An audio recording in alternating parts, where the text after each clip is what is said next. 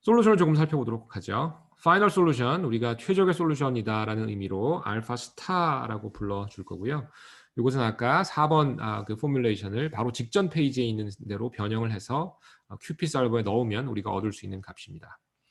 그 다음에 이 알파 스타를 이용하면 결국 우리가 원하는 건 알파라기보다는 W잖아요. 그죠? 우리 웨이트, 바이어스 이것들이죠. 그래서 그것들을 어떻게 구하는지 설명을 할게요. 자, W 스타라고 하는 것이 우리의 최적의 웨이트인 거고요. 이것도 이제 디테일은 조금 생략을 할 수밖에 없는데 그 자세한 유도 과정을 살펴보면 W 스타가 다음과 같이 주어짐을 알 수 있습니다. 이렇게 주어지게 됩니다. 자, 그래서 이걸 살펴보면 최적의 웨이트 벡터, 즉 W 스타라는 것은 모든 이그젬플에 대한 어떤 합이고요. 굉장히 재미있게도 이거는 데이터가 되고 이거는 레이블이 되고 이것은 알파라고 하는 듀얼 베리어블이 됩니다. 이 세 개를 쪼로로 곱한 다음에 다 더해주면 돼요. 굉장히 기억하기 쉽죠? 다시 서포트 벡터 머신에서 듀얼 포뮬레이션으로 최적의 W, 웨이트를 구할 때 어떻게 하느냐? 매우 쉽다. QP 솔버를 이용해서 알파라고 하는 듀얼 베리어블을 각 이그젬플에 대해서 구하고요. 그거 곱하기 레이블 곱하기 데이터 해주면 데이터라는 것이 벡터니까 그죠? 그 벡터의 결국 차원을 갖게 될 것이고요. 알파하고 y는 스케일러니까 x라고 하는 데이터 앞에 곱해지는 그런 계수가 될 것이고요.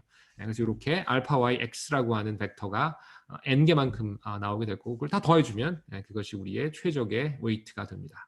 굉장히 재밌죠? y라는 거는 플러스 1이거나 마이너스 1이에요. 그래서 결국은 이제 마이너스 알파 또는 플러스 알파를 각 x한테 곱해주고 다 더해주면 되는 겁니다. 굉장히 깔끔하고 간결한 그런 표현이죠. 자, 그 다음에 바이어스는 뭐 여러 가지로 구할 수 있는데 한 가지 방법이 이제 서포트 벡터를 이용하는 거예요. 포지티브 서포트 벡터하고 네거티브 서포트 벡터를 x 플러스 x 마이너스라고 만약에 나타낼 수 있다면 이 둘을 이용해서 바이어스를 구할 수 있습니다.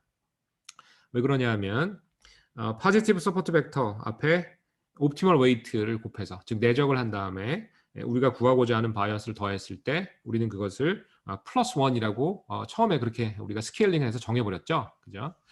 그러니까 G에다가 X 플러스를 넣으면 이게 플러스 1이라고 했고 마찬가지로 G에다 X 마이너스를 넣으면 이게 마이너스 1이라고 이야기를 했잖아요. 그죠? 그래서 그 공식에 의하면 이렇게 그리고 이렇게 될 겁니다. 그럼 이 두 개의 이퀘이션을 이용해서 우리는 B를 구할 수 있어요. 그래서 어떻게? 이렇게. 그죠? 둘을 더한 다음에 그죠? 그러면 이게 상쇄가 될 것이고 이건 2B가 될 거고 이쪽으로 넘겨가지고 나눠주면 여기 아래쪽에 나와 있는 것처럼 최적의 바이어스 B 스타를 구할 수 있어요. 그래서 이렇게 모든 이그젬플 곱하기 레이블 곱하기 알파 한 다음에 다 더해요. 그러면 최적의 웨이트가 나오고 서포트 벡터 하나씩 포지티브 하나 네거티브 하나 갖고 온 다음에 그 이퀘이션을 더해가지고 아래에 있는 것처럼 이렇게 해주면 바이어스가 나올 겁니다. 최적의 바이어스가 나올 거예요. 그럼 우리는 W 스타 그리고 B 스타 최적의 웨이트 벡터와 바이어스를 구했기 때문에 게임 오버 끝났어요. 우리는 서포트 벡터 머신을 구한 거고요.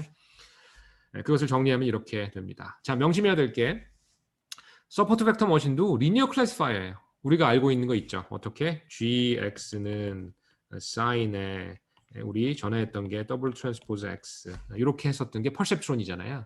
근데 뭐 바이어스를 만약에 따로 뽑는다 그러면 이렇게 되는 것이 리니어 클래시파이어죠. 그죠? 그래서 아주 그 고가의 자동차 뭐 그런 자동차나 아니면 아주 저가의 자동차나 어쨌든 차잖아요. 자동차라고 하는 공통점이 있듯이 우리가 알고 있는 아주 간단한 퍼셉트론이나 서포트 벡터 머신이나 둘 다 리니어 클래시파이어예요. 그래서 밑에 있는 요 식처럼 표현을 할 수 있다라는 것 굉장히 재밌죠. 그래서 여기에 요 W 이걸 우리가 W 스타라고 해서 요 전 페이지에서 구했고 요 B 우리가 B 스타라고 해서 요 전 페이지에서 구했습니다. 그래서 그것을 여기에 이제 대입을 한 거예요. 그래서 바이어스는 뭐 너무 길어서 그냥 B 스타라고 이렇게 간략하게 썼고요. 그 다음에 이 W 스타는 매우 쉬웠어요. 뭐 어떻게 해요? T는 1부터 N까지고 모든 이그젬플 X 벡터에 대해서 Y, T 그리고 알파 T 쾌적값 이거를 곱해주면 되는 거죠. 그 다음에 여기에 보면 W 트랜스포즈 X니까 요거 트랜스포즈 데이터가 될 것이고 그래서 여기에 이렇게 XT 트랜스포즈 X라고 하는 표현이 아래에 있는 이 표현하고 다 있게 됩니다. 그래서 복잡해 보이지만 아무것도 아니죠, 그죠? 그래서 이것이 hard margin SVM이라는 거예요. 즉 linearly separable한 케이스에 대해서 dual variable alpha를 쓴 SVM이라는 거죠. 자, 그래서 듀얼 꼴을 쓰니까 훨씬 이제 그 뭔가 우리가 알고 있는 친숙한 그런 형태로 나타나게 되죠. 그 외에도 여러 가지 장점이 있습니다. 조금씩 더 이야기해 보도록 할게요. 자, 그 전에 굉장히 중요한 이 서포트 벡터 머신이 이론적으로 굉장히 아름답다라고 했는데 그 이유 중에 하나가 여기 나옵니다. 베프닉, 이 서포트 벡터 머신을 제안한 베프닉이라는 분이 이 서포트 벡터 머신의 제너럴리제이션 바운드에 대한 연구를 하셔서 이제 굉장히 의미 있는 그런 결과를 우리에게 제시합니다. 자, out of sample error가 있을 텐데 그거의 expectation, 즉 스토캐스틱한 값이라서 뭐 expectation을 취했다고 생각하면 되고 그것은 이제 이렇게 바운드로 어떻게 보면 이제 굉장히 간략한 그런 형태로 주어지게 되는데요.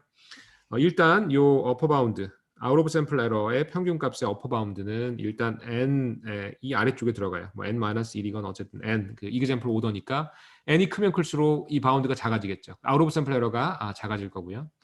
그다음에 이 위쪽에 오는 것이 일반적으로 모델의 컴플렉시티를 나타내는 그런 꼴이 되거든요. 그래서 이게 아주 많이 등장하는 띠이에요.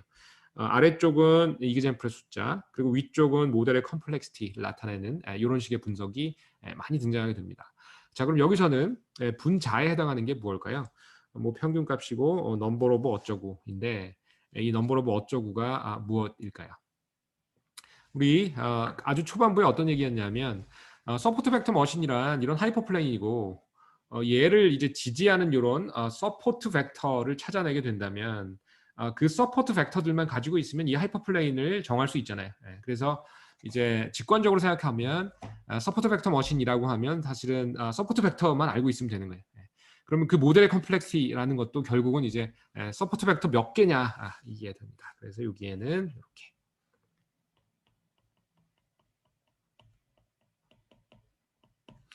서포트 벡터의 수가 그 서포트 벡터 머신의 컴플렉시티를 나타내주게 된다는 거예요. 아주 간결하지만 임팩트 있는 그런 결론이 되고요. 서포트 벡터 머신의 그 서포트 벡터의 수는 일반적으로 작습니다. 그렇기 때문에 서포트 벡터 머신이 낮은 컴플렉시티를 갖게 되고 일반화에 아주 장점을 갖는다라는 이야기가 여기서도 우리는 확인을 할 수 있습니다. 자, 그래서 서포트 벡터의 수가 중요한 거지 이그젠플의 수나 뭐 차원이나 이런 게 중요한 게 아니다라고 하는 굉장히 재미있는 그런 이야기예요. 자, 그래서 서포트 벡터의 숫자가 작은 한 대부분 작아요, 그죠? 몇 개 아닌 것으로 이제 우리 보통 많은 데이터에서 드러나게 되고요. 그래서 서포트 벡터의 숫자가 작다면 우리 인풋 스페이스의 디멘저널리티, D의 차원 이런 게 중요하지 않아요. 데이터의 숫자 이런 것도 중요하지 않습니다. 모델의 컴플렉시티를 나타내주기 위해서.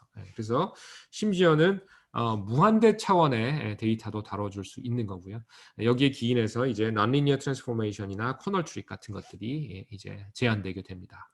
그래서 이 내용은 이 다음 렉처 노트에서 자세하게 설명을 하도록 하겠습니다. 어쨌든 여기서 중요한 거 서포트 벡터 머신도 리니어 클래시파이어다. 그래서 이런 꼴을 갖는다. 그리고 W 스타, B 스타 설명했고요. 그 다음에 이 모델의 컴플렉시티는 낮다. 왜냐하면 서포트 벡터의 숫자에 연관이 되어 있기 때문에 그죠? D나 N이 아니고 서포트 벡터가 몇 개냐에 의해서 이 서포트 벡터 머신의 컴플렉시티가 결정이 된다라는 것을 증명했다는 거예요. 아주 훌륭한 이런 결론이 됩니다. 자, 그러면 이 듀얼 베리어블의 프로퍼티들에 대해서 조금 더 살펴보도록 하겠습니다. 알파라고 하는 것인데요. 이 알파라고 하는 non-negative한 이 베리어블 이름이 여러 가지가 있습니다. 하나는 듀얼 베리어블, 뭐 또 다른 이름은 라그랑지 멀티플라이어 이런 것들인데요. 하나의 이그젠플에 대해서 하나의 알파가 부여된다라고 했습니다. 그래서 알파 t라고 불러준다면 이 알파 t는 0이거나 아니면 포지티브예요. 즉 non-negative하다라는 것이고 이 데이터 포인트 하나에 하나의 알파가 붙는데 이 데이터 포인트가 어떤 성질을 갖느냐에 따라서 알파 값이 달라지게 됩니다. 그래서 그 얘기를 하도록 하죠.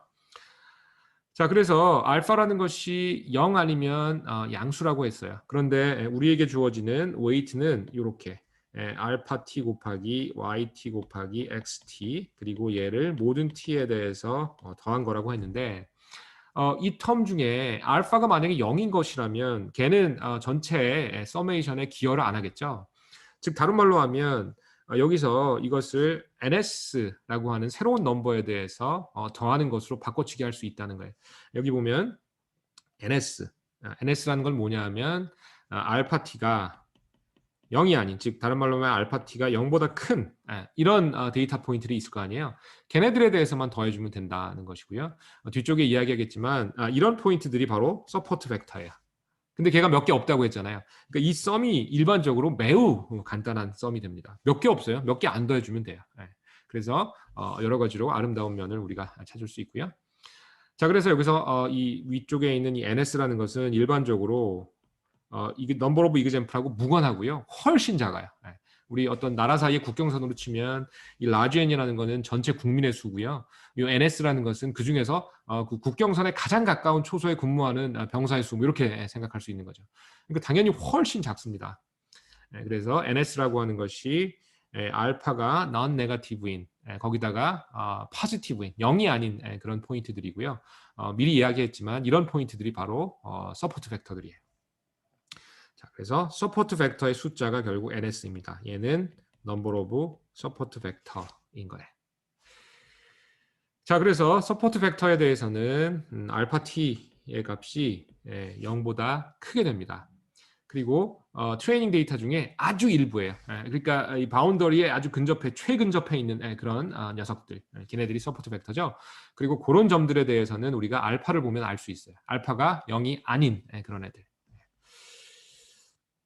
자, 그래서 이런 0이 아닌 점들은 어떤 점들이냐면 다시 얘기하면 이렇게 마진 라인이 정의가 되고 여기에 있는 이런 점들, 예를 들면 뭐 이런 두 개의 점들, 그죠? 이런 애들이고 걔네들은 GX에 넣어보면 우리가 스케일링을 했기 때문에 플러스 1이거나 마이너스 1인 그런 녀석들이죠.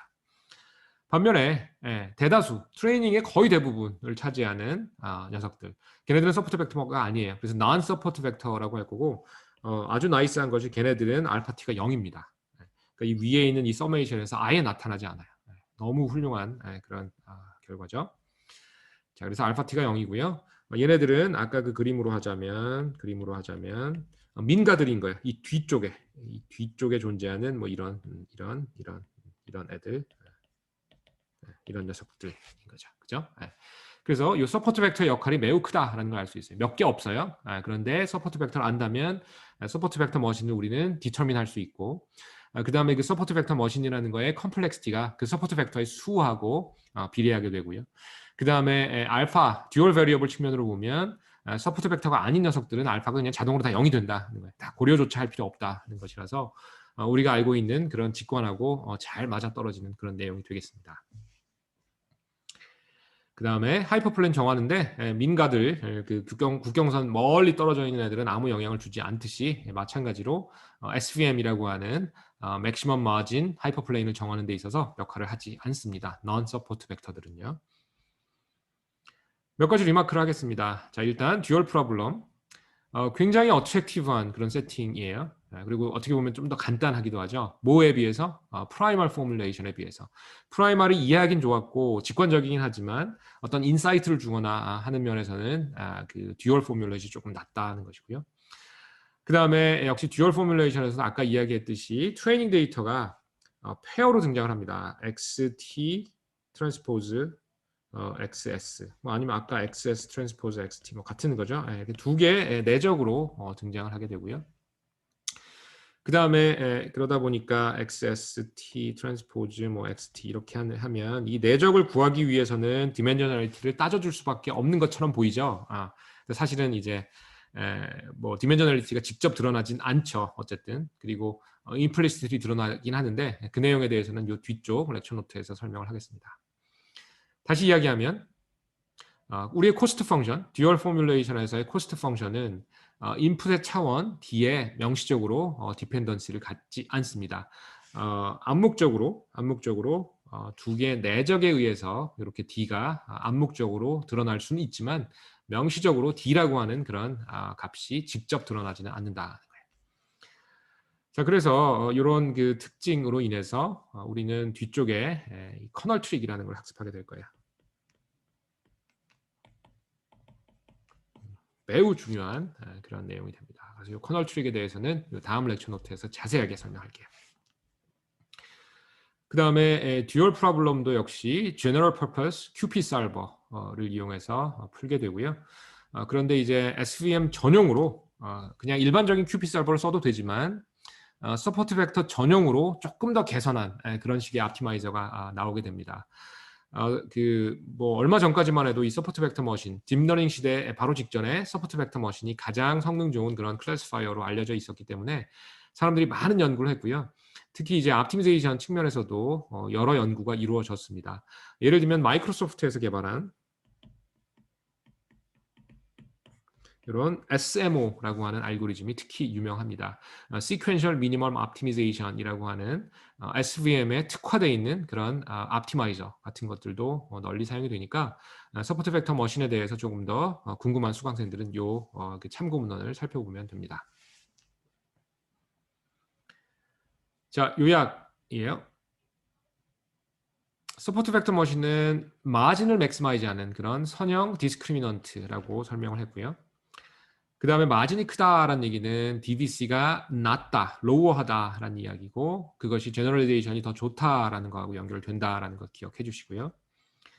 그 다음에 서포트 벡터의 숫자가 결국은 서포트 벡터 머신의 이펙티브한 파라미터 숫자를 뜻하게 되고 우리가 배운 바에 의하면 DVC하고도 연관이 되어 있습니다. 즉 VC 디멘전 하고요. 그 다음에 서포트 벡터의 숫자가 결국 이제 그 서포트 벡터의 컴플렉시티를 나타내주게 되는데 보통은 매우 작아요. 데이터가 있으면 모든 데이터가 다 여기 있을 리가 없잖아요. 이렇게 있을 리가 없어요. 한두 개, 뭐 많아야 뭐 훨씬 a few가 이제 이런 그 국경선에 가장 가까운 곳에 있지 모든 데이터가 다 거기 있을 리가 없기 때문에 굉장히 n이라고 하는 전체 포인트 대비해서 서포트 벡터의 숫자는 현저하게 작게 됩니다. 그래서 많은 장점을 우리가 볼 수 있고요. 그 다음에 데이터가 많지 않을 때 특히 이제 데이터가 부족한 그런 상황에서 얘가 언제나 베스트는 아니지만 많은 경우에 아주 좋은 성능을 주는 그런 클래시파이어입니다. 그래서 여전히 서포트 벡터 머신 많이 쓰이고요. 매우 중요한 알고리즘입니다. 서포트 벡터 머신의 그 유도를 위해서는 프라이멀 포뮬레이션 같은 경우에는 우리가 쉽게 할 수 있어요. 하지만 듀얼 포뮬레이션의 유도에 대해서는 조금 수학적인 디테일이 들어가기 때문에 그런 것들은 우리 이번 강의에서 좀 생략을 했습니다. 그럼에도 불구하고 결과만 이용해서도 우리는 많은 재미있는 해석을 할 수 있었고요. 그래서 프라이멀, 듀얼, 공이, 쿼드래틱 프로그래밍을 이용해서 옵티마이즈 할 수 있다는 것이고 특히 듀얼 포뮬레이션 같은 경우에 여러 가지 알파를 이용한 인사이트를 우리가 얻을 수 있었기 때문에 재미있고요. 그 다음에 D라고 하는 차원이 직접 나타나지 않는 그런 장점도 있습니다. 자, 그래서 아직 서포트 벡터 머신을 다 이야기한 것은 아니고요. 하드 마진 SVM이라고 하는 절반 정도만 우리가 이야기한 거고요. 이 다음 이어지는 렉처에서 나머지 절반을 이야기할 텐데 미리 조금 이야기하면 아웃라이어가 있는 선형 그 바운더리가 적절하긴 하지만 일부 노이즈가 끼어 있는 그런 상황 아니면 선형 바운더리보다는 비선형 바운더리가 더 나은 상황 이런 것들을 어떻게 다루는지 설명을 할 거고요. 그 다음에 커널 트릭이나 이런 것도 같이 결부시켜서 이야기하도록 하겠습니다.